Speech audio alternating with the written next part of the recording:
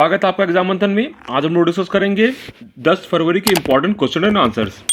तो दोस्तों, अगर आपने इस चैनल को सब्सक्राइब नहीं किया है तो आज ही सब्सक्राइब कर लीजिए, क्योंकि यहाँ पे मिलते हैं डेली करंट अफेयर्स, एमसीक्यू, साथ ही मिसलेनियस टॉपिक्स का डिस्कशन। दोस्तों, यहाँ पे जो क्वेश्चन डिस्कस होते हैं वो सारे एग्जाम के लिए इंपॉर्टेंट है, चाहे वो यूपीएससी हो, सीजीपीएससी हो या फिर कोई और स्टेट पीसीएस। तो आज ही सब्सक्राइब करें एग्जाम मंथन को। तो चलिए शुरू करते हैं आज का डेली एमसीक्यू मंथन। दोस्तों, आज का फर्स्ट क्वेश्चन काफी इंपॉर्टेंट है, क्योंकि हाल ही में अभी श्रीविल्लुपुतूर मेघामलाई को टाइगर रिजर्व बनाया गया है। ये हमारा इंडिया का 51st टाइगर रिजर्व होगा। ये कौन से राज्य में स्थित है? मध्य प्रदेश, कर्नाटक, केरल या फिर तमिलनाडु? तो सही आंसर है, ये हमारे तमिलनाडु के अंदर मौजूद है। दोस्तों, टाइगर रिजर्व जो है हमेशा से एग्जाम के लिए इंपॉर्टेंट रहते हैं, क्योंकि कई बार एग्जाम में पूछ दिया जाता है कि कौन सा नया जो रीसेंट टाइगर रिजर्व है किस स्टेट में लोकेटेड है, या फिर कुछ जो टाइगर रिजर्व्स हैं जो कई सारे स्टेट्स में मौजूद हैं उनको भी पूछा जाता है। जैसे हमारा कान्हा टाइगर रिजर्व हो गया, पेंच टाइगर रिजर्व हो गया, ये काफ़ी फेमस टाइगर रिजर्व्स हैं, इनके बारे में एग्जाम में पूछा जाता है। जहाँ तक की बात श्रीविल्लुपुतूर मेघामलाई टाइगर रिजर्व की, ये हमारे तमिलनाडु के अंदर मौजूद है और ये हमारी इंडिया की 51st टाइगर रिजर्व बन गई है। तो इस बात का भी आप ध्यान में रखिएगा। और ये जो टाइगर रिजर्व है ये किस एरिया में बनी है? ये हमारी बनी है मेघामलाई वाइल्ड लाइफ सेंचुरी और साथ में श्रीविल्लुपुतूर ग्रिजल स्क्विरल वाइल्ड लाइफ सेंचुरी को मिला करके इसको बनाया गया है। ये 3 डिस्ट्रिक्ट में लाई करेगी, यहाँ पे आप देख सकते हैं। इसकी जो एरिया है वो करीब 1 लाख हेक्टेयर से ज़्यादा होगी, मतलब ये काफ़ी बड़े एरिया में ये हमारा टाइगर रिजर्व बनाया जा रहा है। दोस्तों, ये जो टाइगर रिजर्व है तमिलनाडु का 5वां टाइगर रिजर्व होगा। तो बाकी 4 टाइगर रिजर्व कौन से हैं? तो एक है हमारा मुदुमलाई, दूसरा है हमारा कलक्कड़, तीसरा है हमारा अल्लामलाई, चौथा है हमारा सत्यमंगलम। तो ये चारों टाइगर रिजर्व भी आप ध्यान में रखिएगा, और इसमें सबसे ज़्यादा इंपॉर्टेंट है हमारा मुदुमलाई और सत्यमंगलम। इनके बारे में एग्जाम में क्वेश्चन पूछे जाते हैं। कुछ इंपॉर्टेंट पॉइंट्स हम लोग डिस्कस करेंगे हमारे तमिलनाडु के बारे में। तो तमिलनाडु जो हमारा सदर्न स्टेट है, यहाँ पे कैपिटल है इसकी चेन्नई, ऑफिशियल लैंग्वेज है तमिल, स्टेट का स्पोर्ट जो है यह कबड्डी है। इस बात का भी आप ध्यान में रखिएगा। इसकी जो बॉर्डर टच होती है तो हमारी 3 स्टेट से टच होती है। एक हमारा केरला, दूसरा हमारा कर्नाटका, तीसरा है हमारा आंध्र प्रदेश। यहाँ की कुछ इंपॉर्टेंट मेजर रिवर्स हैं, उनका नाम है कावेरी, पलार, चेयार, पुनयर, मेयर, भावनी, अमरावती, वैगल, चित्तर और ताम्रपानी। रामेश्वरम जो आपको इसके बारे में पता ही होगा, ये हमारा काफ़ी फेमस रिलीजियस प्लेस है। ये टूरिस्ट डेस्टिनेशन भी काफ़ी ज़्यादा है, और ये हमारा 12 ज्योतिर्लिंग में से शिव जी का जो ज्योतिर्लिंग है उनमें से एक है हमारा। और साथ में हमारा रामेश्वरम जो है, तो हम लोग जो 4 धाम जो होता है उनमें से एक धाम हमारा रामेश्वरम भी है। तो बाकी के 3 धाम कौन से हैं? तो वो है हमारे केदारनाथ, द्वारिका, पुरी। भक्ति मूवमेंट जहाँ तक दोस्तों बात रही, वो हमारा चालू हुआ था तमिलनाडु से, फिर यहाँ से नॉर्दर्न स्टेट की तरफ आगे बढ़ा था। भरतनाट्यम यहाँ का काफी फेमस ट्रेडिशनल डांस है, ये एग्जाम में कई बार पूछा जाता है। फेमस और फोक डांसेस यहाँ के क्या हैं? कोलट्टम, करगम और मलियट्टम। यहाँ पे दोस्तों जो फेमस फेस्टिवल है उनमें से एक है हमारा पोंगल। ये काफी फेमस फेस्टिवल है, ये हमारा हार्वेस्ट फेस्टिवल के नाम से काफी जाना जाता है। और दूसरा फेस्टिवल क्या नाम है? चित्तिराई मदुरई। दूसरा है हमारा अदिपी पेरुक्कू। और यहाँ पे जो एक और फेस्टिवल है काफ़ी न्यूज़ में बना रहता है, ये होता है जलीकट्टू। जलीकट्टू में आपको पता ही है कि इसमें जो बुल को कंट्रोल करना पड़ता है। तो ये एग्जाम में कई बार पूछा जाता है। तो ये कौन से स्टेट से लिंक्ड है? और साथ में यहाँ पे विवेकानंद रॉक मेमोरियल, ये भी काफ़ी फेमस है। और यहाँ पे एक जो फेमस राइटर रहे हैं हमारे एंसेंट इंडिया के, उनका नाम था तिरुवल्लुवर। इनकी फेमस बुक थी तिरुकल। इसमें ये कई बार एग्जाम में पूछ देते हैं कि इसके राइटर कौन थे, तो ये भी आप ध्यान में रखिएगा। और दोस्तों, यहाँ पे जो है मीनाक्षी सुंदरेश्वर टेम्पल भी मौजूद है, वो मदुरई के अंदर मौजूद है। ये हमारी डिवोटेड है पार्वती और शिवा के लिए, ये डिवोटेड है। ये इसमें करीब 14 गोपुरम है। और ये हमारा कब बनाया गया था? ये हमारा बनाया गया था 16th सेंचुरी में विश्वनाथ नायक के द्वारा। विश्वनाथ नायक हमारे नायक डायनेस्टी के किंग थे। और हमारा तमिलनाडु जो है लार्जेस्ट प्रोड्यूसर है बनाना का ट्रैपिक किया क्या पूरे इंडिया में। कुछ इंपॉर्टेंट जो यहाँ के नेशनल पार्क्स हैं वो यहाँ पे दे रखे हैं। तो दोस्तों, नेक्स्ट क्वेश्चन की तरफ बढ़ते हैं। अभी हाल ही में किसी राज्य सरकार ने सांस कैंपेन को लॉन्च किया था, तो ये कौन सी राज्य सरकार ने इसको लॉन्च किया है? मध्य प्रदेश, उत्तर प्रदेश, राजस्थान, पंजाब। तो सही इसका उत्तर है ये मध्य प्रदेश सरकार के द्वारा चालू किया गया था। सांस जो है देखने से लग रहा है कि हमारे सांस से लिंक्ड है, मतलब हमारे ये निमोनिया को खत्म करने के लिए, निमोनिया के कारण जो हमारे बच्चों में मृत्यु हो रही थी उसको के कारण ही यह कैंपेन चालू किया गया है। तो इसका फुल फॉर्म क्या है? Social awareness and action to neutralise pneumonia successfully. आप इसका फुल फॉर्म भी ध्यान में रखिएगा, क्योंकि एग्जाम में कई बार इसका एक्रोनिम पूछ दिया जाता है और उसको आपको मैच करना पड़ता है। तो ये आप इस बात का भी ध्यान में रखिएगा। इसका जो मेजर फोकस है ये हमारा है बच्चों में जो हो रही मृत्यु निमोनिया के कारण उसको कम करने के लिए हमारा अवेयरनेस कैंपेन चलाया जा रहा है, जिसमें मेडिकल स्टाफ को भी ट्रेनिंग प्रोवाइड करी जाएगी। ये ट्रेनिंग कहाँ पे मिलेगी? ये ट्रेनिंग मिलेगी गवर्नमेंट के कम्युनिटी और प्राइमरी हेल्थ सेंटर में। तो मध्य प्रदेश के अंदर करीब 4000 हेल्थ एंड वेलनेस सेंटर है जहाँ पे इनको ट्रेनिंग प्रोवाइड करी जाएगी। और जो है एक इंपॉर्टेंट पॉइंट है, वर्ल्ड निमोनिया डे, ये कब ऑब्जर्व करते हैं? ये हम लोग ऑब्जर्व करते हैं 12 नवंबर को। और साथ में निमोनिया जो है हमारा किस चीज़ से होता है? इसमें हमारा फंगी से भी हो सकता है, बैक्टीरिया से भी हो सकता है, या हमारा वायरस से भी हो सकता है। तो एग्जाम में पूछ दिया जाता है कि निमोनिया किससे भी हो सकता है। तो ऐसे भी क्वेश्चन साइंस वाले टॉपिक में पूछे जाते हैं। नेक्स्ट क्वेश्चन जो बढ़ते हैं, अभी हाल ही में किसी राज्य सरकार ने बोला है वो भिखारियों की आवश्यक जीवन शैली को आगे बढ़ाने के लिए उनका पुनर्वास की कार्यक्रम चालू करी है, जिसमें उन्हें जरूरी जो है स्किल सेट सिखाए जाएंगे। तो ऐसा किस राज्य सरकार ने किया है? मध्य प्रदेश, उत्तर प्रदेश, राजस्थान या फिर पंजाब? तो सही आंसर है, ऐसा स्कीम चालू किया गया है हमारे राजस्थान सरकार के द्वारा।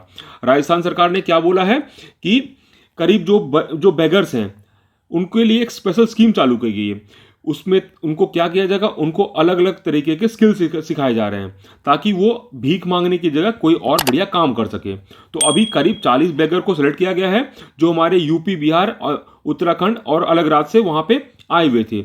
उनको अलग से ट्रेनिंग प्रोवाइड करी जा रही है। साथ में उनको पर डे का 225 रुपया दिया भी जा रहा है, जिससे वो नए स्किल सीख लें और अपने जीने का जरिया खुद ही आगे बना लें। और उनको अभी फिलहाल योगा और अलग अलग चीज़ भी सिखाई जा रही हैं। तो दोस्तों ये काफ़ी इंपॉर्टेंट स्कीम है, आपको ध्यान में रखना है। और ऐसा क्यों किया गया है? ऐसा इसलिए किया गया है ताकि इनकी जो जीवन बिल्कुल बदल जाएगी। दूसरा, हमारा राजस्थान जो है काफ़ी फेमस टूरिस्ट डेस्टिनेशन है, जयपुर और अलग अलग जगह पे। तो बेगर्स वहाँ पे भीख मांगते हैं, तो इससे काफ़ी उनका काफ़ी इंप्रेशन खराब पड़ता है टूरिस्टों पर। इसलिए वहाँ की सरकार ऐसा कार्यक्रम कर रही है ताकि जो भिकमंगा लोग को वहाँ से ख़त्म किया जा सके। इंडिया का first geothermal field development project कहाँ पे चालू किया जा रहा है? कौन से सिटी में बनाया जा रहा है? राजगीर, तातापानी, लेह या फिर गैंगटॉक? तो सही आंसर है, ये हमारा बनाया जा रहा है लेह के अंदर। लेह हमारा जो मौजूद है लद्दाख में। तो यहाँ पे आप देख सकते हैं इंडिया के अंदर जो है 7 जियोथर्मल प्रोविंसेस हैं, उसमें से हमारा ये डेवलप किया जा रहा है लेह में। ये जियोथर्मल प्रोविंसेस कई बार एग्जाम में पूछ दिया जाता है, तो इस बात का भी आप ध्यान में रखिएगा और इनको आप अलग से नोट डाउन कर लीजिएगा। तो जियोथर्मल एनर्जी होती क्या है? जियोथर्मल एनर्जी में क्या होता है कि आपको जैसा पता है कि हमारे अर्थ के नीचे टेम्परेचर काफ़ी ज़्यादा होता है, तो उसी से जो गर्म पानी निकलता है कई बार उसको हार्नेस कर सकते हैं, उससे भाप निकलता है उसको हार्नेस कर सकते हैं, और डीजल जनरेटर से हम लोग इलेक्ट्रिसिटी जनरेट करते हैं। तो इस एनर्जी का खास बात क्या है? ये हमारी पहली बात तो रिन्यूएबल है, मतलब कि इसमें आराम से एनवायरनमेंट पे कोई इंपैक्ट नहीं पड़ेगा। साथ में ये क्लीन है, सस्टेनेबल है, कार्बन फ्री है। तो इस बात का भी आप ध्यान में रखिएगा। हमारा इंडिया का first geothermal field development project कहाँ चालू किया गया? तो ये हमारा चालू किया गया लेह के अंदर। दोस्तों अभी किसी राज्य ने चालू किया है मुख्यमंत्री अभ्युदय योजना, जिसमें फ्री में बच्चों को कोचिंग दी जाएगी जो हमारे प्रतियोगी एग्जाम के लिए तैयारी कर रहे हैं।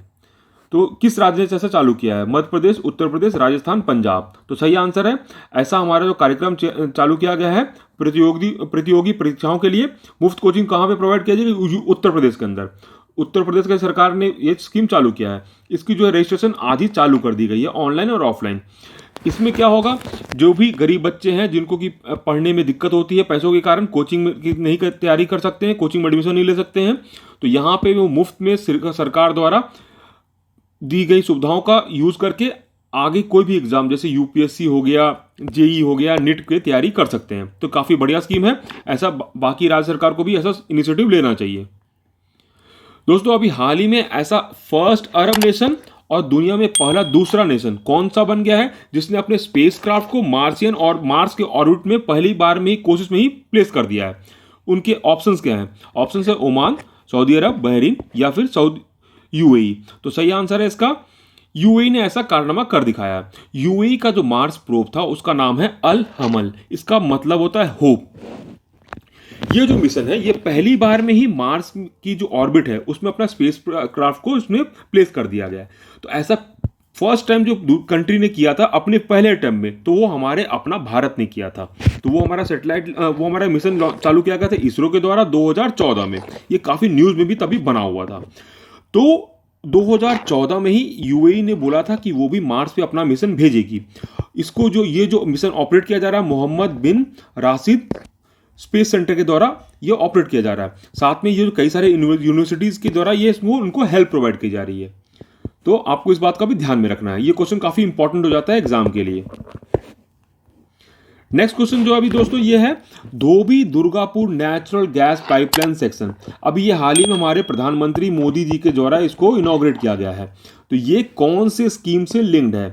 प्रधानमंत्री खनिज श्रेष्ठ कल्याण योजना, प्रोजेक्ट सुदूर दृष्टि, प्रत्यक्ष हस्तांतरित लाभ स्कीम, या फिर प्रधानमंत्री ऊर्जा गंगा प्रोजेक्ट। तो सही आंसर है हमारा डी से लिंक्ड है।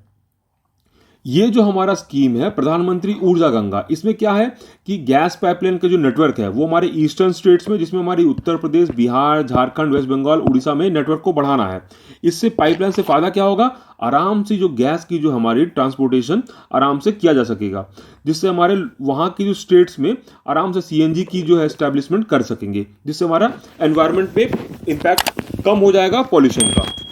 तो ये जो हमारा पाइपलाइन चालू किया गया है 348 किलोमीटर का है। इसकी कैपेसिटी 8 MMSCMD है। इसमें करीब 2400 करोड़ का खर्चा आएगा। ये आपको ध्यान में रखना है क्योंकि एग्जाम के लिए ये भी काफी इंपॉर्टेंट क्वेश्चन बन जाता है। नेक्स्ट क्वेश्चन की तरफ बढ़ते हैं। अभी हाल ही में मिनिस्ट्री ऑफ एजुकेशन ने बोला है कि उनकी जो स्कीम चलती है समग्र शिक्षा, इसमें रेसिडेंशियल स्कूल्स में वो फंड करते हैं, उसमें बच्चे पढ़ते हैं। तो इसका नाम रीनेम कर दिया गया है। तो इसका रीनेम करके क्या नाम कर दिया गया है? तो सही आंसर है इसका नाम कर दिया गया है नेताजी सुभाष चंद्र बोस आवासीय विद्यालय या फिर छात्रावास। तो इनका नाम आपको ध्यान में रखना है। समग्र शिक्षा के तहत जो विद्यालय थे उनका नाम अब बदल करके कर दिया गया नेताजी सुभाष चंद्र बोस आवासीय विद्यालय या फिर छात्रावास। तो आपको ये इंपॉर्टेंट हो गया एग्जाम के लिए। तो अभी आप देख रहे होंगे कई सारे जो स्कीम्स को है या फिर प्रोजेक्ट्स को नेताजी के नाम पे रख दिया गया है। आपको बता दें कि 125वीं जयंती मनाई जा रही है इस साल हमारे नेताजी की। तो वो इनकी बर्थडे आती है 23 जनवरी को। इसको अब बोला है हमारे गवर्नमेंट ने कि इसको पराक्रम दिवस के नाम से सेलिब्रेट किया जाएगा। साथ में एक और रेलवे जो फेमस ट्रेन थी हावड़ा कालका एक्सप्रेस, इसका भी नाम नेताजी एक्सप्रेस कर दिया गया है। और साथ में गवर्नमेंट ने बोला है कि एक कमेटी बनाई है प्रधानमंत्री की अध्यक्षता में, जो कि पूरे साल तक नेताजी के बर्थडे को कैसे सेलिब्रेट किया जाए उसको देखरेख करेगी। तो ये सारे इंपॉर्टेंट पॉइंट्स हैं एग्जाम के लिए, आप बिल्कुल ध्यान में रखिएगा क्योंकि इस साल कई बार हर अगले एग्जाम में ये क्वेश्चन बिल्कुल आना ही आना है। दोस्तों नेक्स्ट क्वेश्चन है अभी हाल ही में सातूर डैम, ये न्यूज में बना हुआ था। ये सातूर डैम जो है कौन से देश में मौजूद है? म्यांमार, भूटान, अफगानिस्तान या फिर ईरान? तो सही आंसर है ये हमारा मौजूद है अफगानिस्तान के अंदर। तो अभी ये न्यूज में क्यों है? न्यूज में अभी ये इसलिए है क्योंकि अभी इंडियन गवर्नमेंट साथ में अफगानिस्तान की गवर्नमेंट ने एक MOU साइन किया है इसके डेवलपमेंट के लिए। ये हमारा जो है ये इस पर डैम बनेगा करीब, जिसमें 300 मिलियन का खर्चा आएगा। तो ये हमारा डैम किस पे बनेगा? तो काबुल रिवर की एक ट्रिब्यूटरी है मैदान रिवर, इसका भी आप ध्यान में रखिएगा नाम, ये एग्जाम में पूछा जा सकता है। या तो मैदान रिवर आ जाएगा या फिर काबुल रिवर आ जाएगा। अगर दोनों में से एक ऑप्शन आएगा तो उस पर आप टिक कर दीजिएगा। अगर दोनों ऑप्शन आएंगे तो आप मैदान रिवर पे टिक करिएगा। तो इस पे जो है ये बनाया जा रहा है सातूर डैम। यहाँ पे आप मैप पे देख सकते हैं। इसकी जो कैपेसिटी होगी करीब 147 million cubic metres of water होगी और करीब जो इरिगेट करेगा 400 हेक्टेयर को ये इरिगेट करेगा। और दोस्तों जो कई सारे इंडिया जो है अलग अलग प्रोजेक्ट्स इसका हेल्प किया है अफगानिस्तान को 2001 से। इसमें करीब 3.1 बिलियन का खर्चा इंडिया ने ऑलरेडी डिनोट कर चुका है अफगानिस्तान के ऊपर, जिसमें कि हमारा एक फेमस प्रोजेक्ट है जारंग देलाराम। इसमें साउथ वेस्ट अफगानिस्तान में जो है ये बनाया गया था, यहाँ पे बनाया गया है, जिससे कि आपको पता है चाहबार पोर्ट से इंडिया अगर वहाँ पे सामान भेजेगा यहाँ से लिंक करके अफगानिस्तान में आराम से सामान भेज सकता है। तो इसको इंडिया ने डेवलप किया है, इसका नाम है जारंग देलाराम। और साथ में एक और इम्पॉर्टेंट अपडेट है कि सलमा डैम को भी इंडिया ने वहाँ पर डेवलप किया है और वहाँ की अफगानिस्तान की पार्लियामेंट को भी इंडियन गवर्नमेंट ने उसको फिनेंस किया था और उसको बनाया था। तो ये भी इंपॉर्टेंट पॉइंट है, इनको आप ध्यान में रखिएगा। ये सातूर डैम है, ये भी काफ़ी इंपॉर्टेंट है। दोस्तों और कुछ इंपॉर्टेंट अपडेट्स हैं, जैसे अभी हाल ही में प्रधानमंत्री फसल बीमा योजना के लिए कितना पैसा आवंटित किया गया है 2021-22 के लिए, तो सही आंसर है 16,000 करोड़ का पैसा इसमें आवंटित किया गया है। अभी हाल ही में नेक्स्ट पॉइंट है, आरबीआई ने क्या बोला है कि जीडीपी का ग्रोथ कितना परसेंट बढ़ेगा 2021-22 में, तो उन्होंने बोला है 10.5% इंडिया का जीडीपी ग्रोथ होगा 2021-22 में। नेक्स्ट अपडेट है, अभी हाल ही में किसने जीता है voice of the customer award. Voice of the customer award पहली बात तो देता कौन है, तो ये हमारा दिया जाता है एयरपोर्ट काउंसिल इंटरनेशनल वर्ल्ड के द्वारा ये अवार्ड दिया जाता है। ये किस लिए दिया जाता है, ये दिया जाता है जिसने, वो एयरपोर्ट को ये अवार्ड दिया जाता है जिसने कस्टमर की काफ़ी बढ़िया देखरेख करी है, हेल्प करी है पैंडेमिक में। तो ये अवार्ड हमारा प्रोवाइड किसने जीता है, जीता हमारे बेंगलुरु की इंटरनेशनल एयरपोर्ट ने ये जीता है। तो ये भी इंपॉर्टेंट पॉइंट है एग्जाम के लिए। अभी हाल ही में किस राज्य ने मुख्यमंत्री आशीर्वाद योजना को चालू किया था, जिसमें कि गरीब आदमियों को साथ में दिव्यांगों को, गरीब बूढ़े बुजुर्ग को साथ में दिव्यांगों को घर में खाना प्रोवाइड किया जाएगा। तो ऐसा ये किया गया है मध्य प्रदेश सरकार के द्वारा। ऑलरेडी एक स्कीम चल रही थी जो पायलट प्रोजेक्ट था ग्वालियर में, तो उसको पूरे राज्य के लिए लागू कर दिया गया है। नेक्स्ट अपडेट है, अभी हाल ही में किस राज्य सरकार ने सेंटर से एमओयू साइन किया है साइंस सिटी प्रोजेक्ट के लिए, तो उस राज्य का नाम है उत्तराखंड। उत्तराखंड ने बोला है कि देहरादून के अंदर साइंस सिटी बनाया जाएगा सेंटर के साथ मिलकर के, जिसमें कि सेंटर का फंडिंग होगा 88 करोड़, बाकी जो फंडिंग होगा वो स्टेट राज्य सरकार करेगी। उत्तराखंड के अंदर भी अभी हाल ही में ग्लेशियर बस्ट हुआ था, वो भी आप ध्यान में रखिएगा, वो नंदा देवी पे हुआ था, और साथ में रिवर्स का भी नाम ध्यान में रखिएगा। अभी हाल ही में किस दिल्ली सरकार ने बोला है कि इलेक्ट्रिक व्हीकल को प्रमोट करने के उन्होंने स्कीम लाई है, उसका क्या नाम है, उसका नाम है स्विच दिल्ली। तो ये दोस्तों आज के लिए ये इंपॉर्टेंट पॉइंट्स थे, एग्जाम के लिए काफ़ी इंपॉर्टेंट पॉइंट्स है, इनको आप बिल्कुल ध्यान में रखिएगा। अगर आपको हमारे वीडियो पसंद आ रहे हैं तो कृपया करके लाइक शेयर और सब्सक्राइब करना ना भूलें। और आप हाँ, इस पीपीटी का पीडीएफ आप हमारे टेलीग्राम चैनल से डाउनलोड कर सकते हैं। आप हमें अपना फीडबैक या फिर सजेशन हमारे कमेंट बॉक्स में लिख करके दे सकते हैं, और अगर आपको किसी भी प्रकार का डाउट्स है तो आप वहाँ पर लिख करके पूछ सकते हैं। तो दोस्तों चलिए आज के लिए बस इतना ही, धन्यवाद।